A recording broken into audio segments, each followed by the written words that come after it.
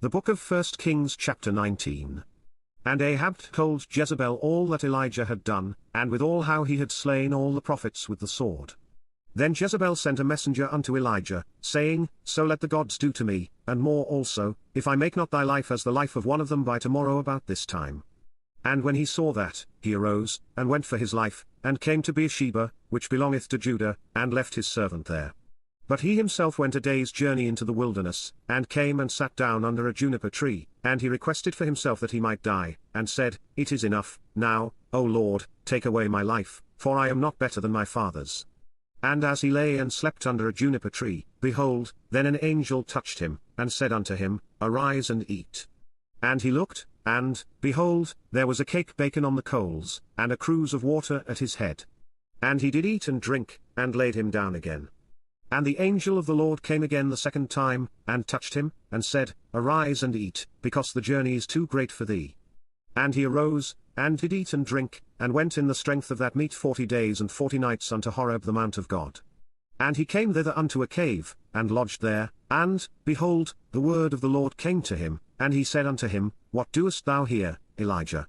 And he said, I have been very jealous for the Lord God of hosts, for the children of Israel have forsaken thy covenant, thrown down thine altars, and slain thy prophets with the sword, and I, even I only, am left, and they seek my life, to take it away. And he said, Go forth, and stand upon the mount before the Lord.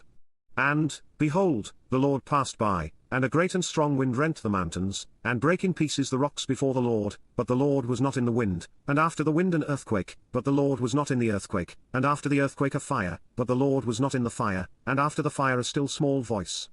And it was so, when Elijah heard it, that he wrapped his face in his mantle, and went out, and stood in the entering in of the cave.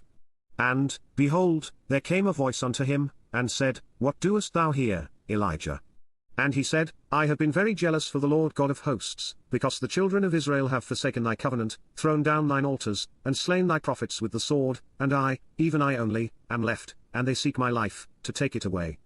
And the Lord said unto him, Go, return on thy way to the wilderness of Damascus, and when thou comest, anoint Hazael to be king over Syria.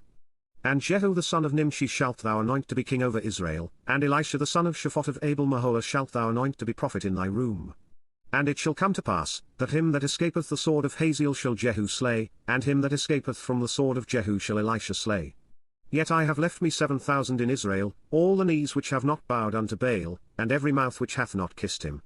So he departed thence, and found Elisha the son of Shaphat, who was plowing with 12 yoke of oxen before him, and he with the 12th, and Elijah passed by him, and cast his mantle upon him. And he left the oxen, and ran after Elijah, and said, Let me, I pray thee, kiss my father and my mother, and then I will follow thee. And he said unto him, Go back again, for what have I done to thee? And he returned back from him, and took a yoke of oxen, and slew them, and boiled their flesh with the instruments of the oxen, and gave unto the people, and they did eat. Then he arose, and went after Elijah, and ministered unto him.